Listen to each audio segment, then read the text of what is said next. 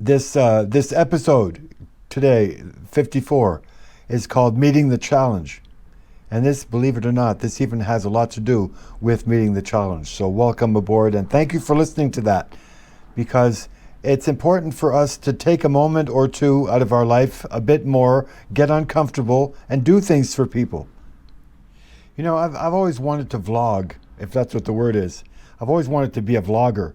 So I think that really started when I was watching, the Weather Channel, or I was watching stuff like, with the storm chasers, and I see those GoPros stuck on the suction cups on the windshield. I think I saw 3 of them at one time stuck on the windshield.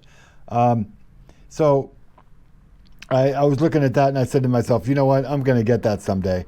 And this is where we're at right now. So please let me be a messenger for just a minute in this show to explain to people what I have as far as gear goes real quick, like this microphone here and the microphone adapter and the frame to the GoPro 7. It's just a few technical items. I think it's really worth it because people will have to know and should know what works. And once you have something that works, I think it's your responsibility, it's your duty to go back and say, hey, in case somebody wanted to know, this is what works. Just like me, when my HP laptop froze today, this morning it froze. I didn't know what to do. You called HP, HP says, oh, it's going to cost you $35 an hour because I see that your serial number says that your warranty is no good anymore. So I just politely hung up. And then you go on YouTube for 30 seconds and this wonderful guy whose name I hope I will put up on the screen or in the article that saved my life. He told me just very simply, hit F11 when you do a restart, keep hitting F11 and follow directions and follow the prompts. You know, you'd think the guys at HP could say that. As far as being human, no, they don't. It's money first always, right? So this is even more of a reason for me to do this, because now I can say hi to HP and, be the good guy and say, no, take some of your time. It's going to take a while too to put this video together because I have a lot of clips to put in here, and tell people what works. Okay, so I knew that the GoPro had 2 problems. One is battery power and the other one is the microphone. I got the microphone figured out. So now, because I was going to get into time-lapse shots, I knew I had to focus on more battery life. So I found this Refuel, it's called. And it gives you 8 hours or more straight of HD video. It's amazing. And it's not given away either, but it looks really good. You have the lights on the side that tell you if it's charged up, and it only starts working when your battery in the GoPro is depleted. So that gives you 8 to 9 hours of straight recording, which is unheard of. Because if you start plugging stuff in, then you open up the GoPro and then all of a sudden it's no longer waterproof anymore. So that's one good thing. And also it was important for me to get a good mic. So I had to find a beautiful frame for the GoPro with a camera shoe on it, a hot shoe on top. And this thing is called the Ulanzi. And GoPro gets together with Ulanzi and makes the GoPro adapter that fits beautifully right snug underneath the Ulanzi, and you plug in the microphone directly. It's a stereo microphone. It's TRS. It's not TRRS. It's not 3-prong, it's 2-prong, which is something else that I bought by accident, and then it takes a long time to get, and then you have to find out what you did wrong. Anyway, this is the learning curve that I want people to avoid. And again, it's not a marketing exercise at all. This is just to help people in a predicament of some kind. So very quickly and lastly, I don't think I'm missing anything. It's the suction cup and amazingly engineered either Me Premium or My Premium car mount. And there's a swivel on it, which is really, really what I needed. The gimbal, so that you can turn the camera around and face different angles in front of the vehicle. That was the most important thing. So this episode today, 54, is called Meeting the Challenge. Don't you love that? You got so much to say, and then you hit record, and then it all goes away. Oh, well, what was I filming? Geez, what was I gonna? Anyway, it's just because you're nervous, right? Well, I had to share something about spirit because let's see, before my operation, when I had fourth stage cancer, and that I was able to meditate. I would go to meditate outside, sit in the chair and face the sun, close your eyes and just meditate and just disappear. And I did that for the longest time. Usually it took about 5 minutes before everything settled down. Oh, I'm sitting here talking about all this stuff and I don't even have the mic plugged in. There, I'll bet you that sounds a lot better. I'm sitting here looking at the camera and I'm going through my ideas, and I said, oh, there, I don't have the mic. Well, now I do. Forgive me if I don't have it properly placed or professionally placed. This is just a thought that I have to share before I forget. So I used to meditate, and I kind of got out of that or got away from that for a while because of, my operation or whatever you want to call it, whatever the reasoning is. And now that, I'm out of danger, so to speak, and I'm not worried about survival so much, everything's coming back. And this started to happen by feeding the birds, because it's the same feeling, it's the same type of idea, it's nature. You're out there with the birds, one-on-one, you're not hyper, you're not sped up, you know what I mean? And this is what people should really learn to do before they end up having to and not having a choice, because that's where this is going. So what do I do? You sit down and you meditate, and sometimes you get aggravated and, it's like, okay, okay, Spirit, I don't have all day, and sometimes you just can't meditate because you're too wired. Well, this is what happened to me this morning. I got out there, sat down and waited. And right when I walked out, the birds were there and they took off because I startled them. They're always coming around now, right? And I sit down and I wait and I wait and I'm going, why am I waiting? What are they doing? Well, how come they were just here? Why?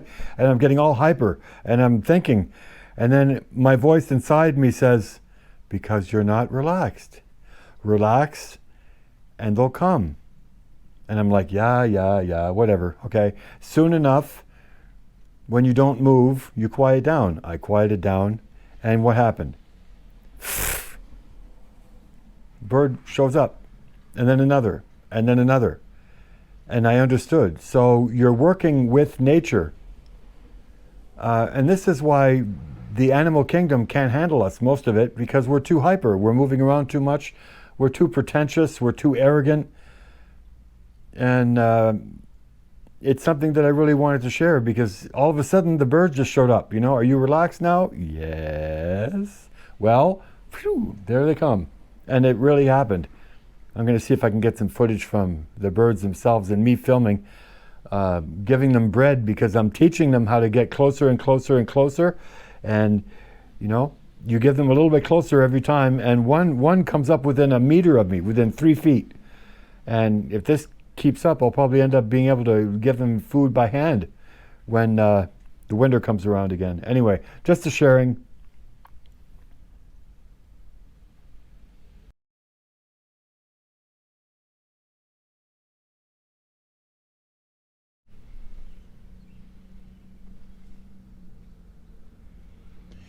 Well, this is episode 54, The Challenge. Why the challenge? Well, I'd like you to just look at that picture. And the more I look at it, the more it speaks volumes. And this is the reason for my show this week, because it was so important to share with you. That picture, dated, drawing, hieroglyph, whatever, from way, way, way back, thousands of years, that tells you where the world is at. Everybody says the Roman times. Well, yeah, Even further than that, even further behind than that, further back. Because they knew how to, well, they were learning how to control their populations. And how practical, if you can control them, right? They have been playing their populations for centuries, for thousands of years. I don't want to repeat myself, but I'm going to. Just imagine how good they know us now. They lay the traps for us, we fall into them, we're destroying our own lives, and it's basically our fault, if you really want to get into it. That's how Mother Nature is, you know? That's what Mother Nature says. Educate the innocent and terminate the incorrigible. Period. There's no well, but, or and, or if. No. If you're not genuine and you're not educating yourself, then you're a waste to nature. You're just dragging along, getting everything for yourself. You don't care about people, and you're living a lie. Okay? So when we're trying to educate people and they tell us that we're living a lie, it's living a lie to them, you know? And again, the elite have thought about this and have engineered this so well that the people against us literally think that we're the ones living the lie, and they're the ones suffering the cognitive dissonance that's tearing all of us apart. It's blowing my mind. It's mind-blowing to me to just sit back and watch all this happen. Blessed and cursed. That's how I feel. I feel blessed and cursed at the same time. Those who scorn you, who don't want anything to do with your conspiracy theories, absolutely no encouragement from them, not even a questioning of your motives or of you. You know, no, you're crazy in their eyes. So much for family. It's all about divide and conquer. That's the name of the game. No vaccine, you're the problem. You know, no mask, you're the problem. As the elites sit back and just laugh and they see the results pouring in. You ever seen those memes? Oh, Instagram and Twitter, take them off real quick. When the masks aren't for your protection, they're a sign of obedience. Okay? This is a joke to them. They've done this for centuries. And when you know the protocols of Zion, which goes hand in hand with what I'm talking about, the protocols of Zion is a text format of that picture that you saw in the beginning of the Egyptians. Literally. And you know what? It reminds me of the beginning of the War of the Worlds soundtrack. And I can't play it here because YouTube is going to see it and they're going to go, oh, copyright infringement. So what I'm going to do is I'm going to write it out in the article that goes with this show. I'm going to show you what it's like, what the real version is from the book, and also what they used in the movie. It's very interesting. We're like, you know, we're scrutinized like insects under a microscope, being shut down at every turn. They know our movements. They've created this world that we live in now. They've engineered it. Know thine enemy. Yep, I'm on a roll here. I got to finish this because I'm shaking like a leaf, which is what I usually do when I talk like this, because I haven't gotten my strength back yet. But in the nutshell, they know how we operate. They know how we suffer from cognitive dissonance. They know how racist we are because they taught us how to be racist. Yeah, right. We're not a racist country. That's what we've been taught. We've been divisive and exclusive in nature. We're arrogant. We're pretentious. And that's all it is. You know, in 2 seconds in that movie, Last of the Mohicans, isn't that all about making the world England? Making the world England. Think of that one. They're engineering a world that they want with few of us that are going to be living in it. Trust me. And there's a quote from an elder that I love. Far, far, far away are the old original teachings. Buried and scorned just are those who burn that flame. Let me repeat that. Far away are the old original teachings. Buried and scorned just are those who burn that flame. I said it wrong the first time. We're challenged. That's what I mean about meeting the challenge this week. We're challenged because we make other people feel uncomfortable, and there's no way to even speak about it to the people that aren't open to it and open to receiving it, at least. So we're martyred for being true to ourselves. Imagine that. Those who should be congratulating us and standing behind us and encouraging us for our strength that we have about going against the machine, you know what they're doing? Ultimately and unwillingly, they're feeding the machine that's destroying everyone. Keep speaking the truth. Keep speaking the truth, okay? Keep alienating myself. Keep turning people off. Nah, let's flip that one around. Let's go the other direction. Empowering those who need to hear this stuff and cranking them up with knowledge that you have, that you feel somewhat comfortable with, so that they grab the bullet and start taking off with their own flavor of things. That's what I always say. We're each a color. And the more colors there are, the more beautiful the rainbow is. And didn't Ray Tehanatoran Fadden say that? Ray Fadden is a great speaker from the Mohawk tradition and from the Mohawk Museum in upstate New York. And this is what he says. This is a quote from him. There's not just onions in that good soup. There's all kinds of vegetables and all kinds of ingredients that add to the taste and to the special sacred nature of that soup. No ingredient is worth more than the other. All are needed to make that soup as special as it is. Ray Tehanatoran Fadden. And I'm going to quit ranting now, and guess what I'm going to show you with at the end of this segment?